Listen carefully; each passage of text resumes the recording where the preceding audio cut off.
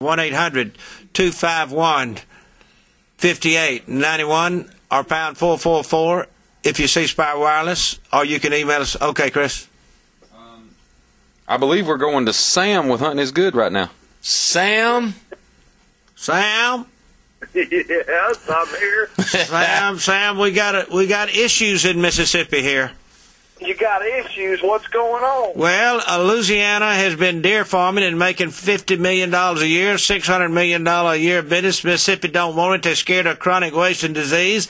And then Louisiana's baiting, and they're trying to get baiting in Mississippi, and they won't do that. And it's 50-50. Half the people in Mississippi want it, half of them don't. Now, they're trying to stop dog hunting in Mississippi. It's a hot night. But before Sam goes on, for our listening audience, everybody, this is Hunting is Good. Sam Clements, and Sam hunts all over the nation. And Sam, I'd just like to get your take on what we're going through down here.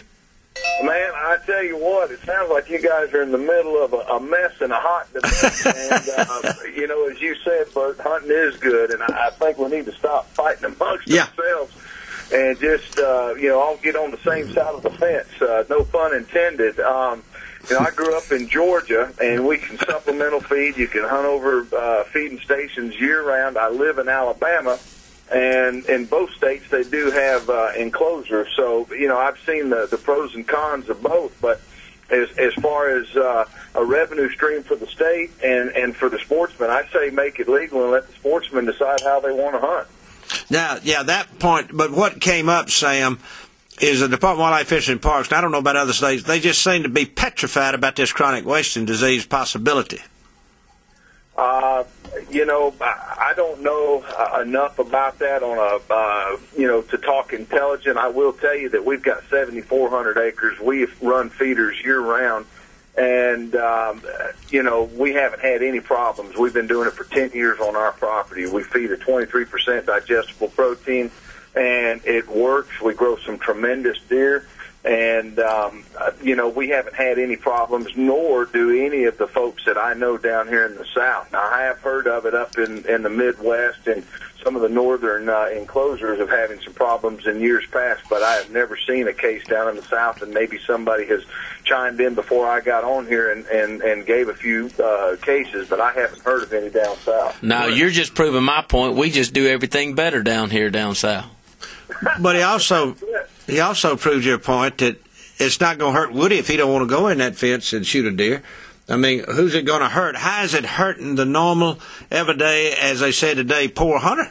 I mean, if he don't want to do it, he don't have to do it, right?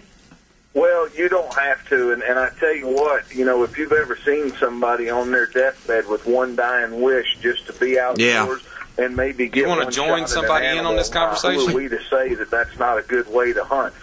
There's people that work hard overseas, serving their country, just busy folks that don't have a chance to get out. They want to have a good hunt in a controlled environment, and I'm not here to judge. I'm just saying, guys, it's an option. Obviously, if it's legal, go for it. And as far as free-roaming deer hunting over feeders, we killed 13 deer on our place, 130 to 150 this year. Our deer, like Mississippi deer, typically the first cool snap in December is when our deer really get rutting, and I can't think of one deer that was killed a good buck with the success of a feeder.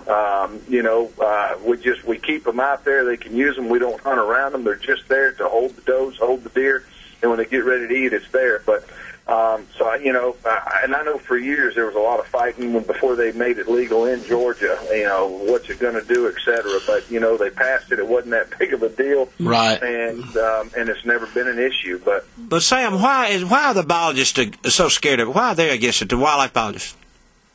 I don't know. I don't know.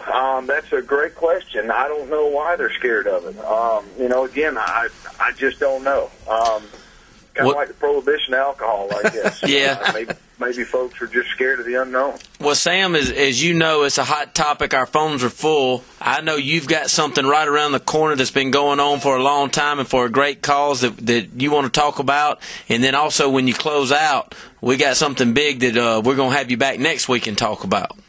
Well, I really appreciate it. Yeah, just real quick, if anybody's out there and they're country music fan, and obviously your listeners are that, and hunting fans. We've got Country Goes Hunting, country singer Red Akins. I know he's a friend of y'all's. You've done some golf tournaments in years past and some fundraisers. This will be our 11th year. We pair up country artists with hunting professionals.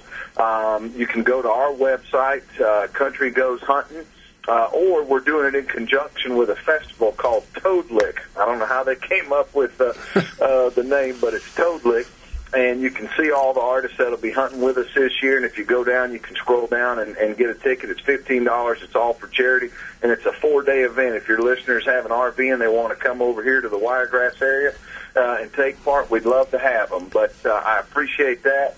It's a neat deal. Just about anybody in country music has been down here over the years, and it's a super deal, and nobody has ever been paid to be a part of it. And that's down in Dothan area, Dothan, Alabama? Down in Dothan, Alabama. Yeah, we call it the Wiregrass, but it covers a 3-state area, North Florida, Southwest Georgia, and Southeast Alabama.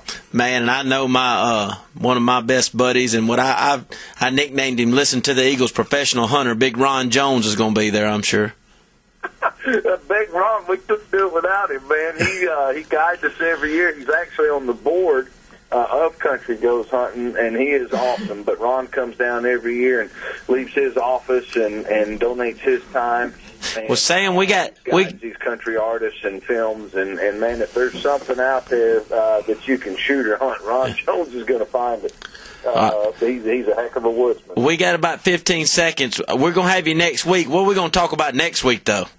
We're going to talk about hunters taking charge of their hunting heritage and giving credit to the sportsmen for all they do. We've got a new Hunting is Good co-branded visa with UMB, and we're going to make it available to the Listen to the Eagle listeners, and we're going to give credit for all of the things that hunters and sportsmen do every day. Sam, we'll see you next week, baby. Sam, thank you, Sam. Get most safest down there hunting.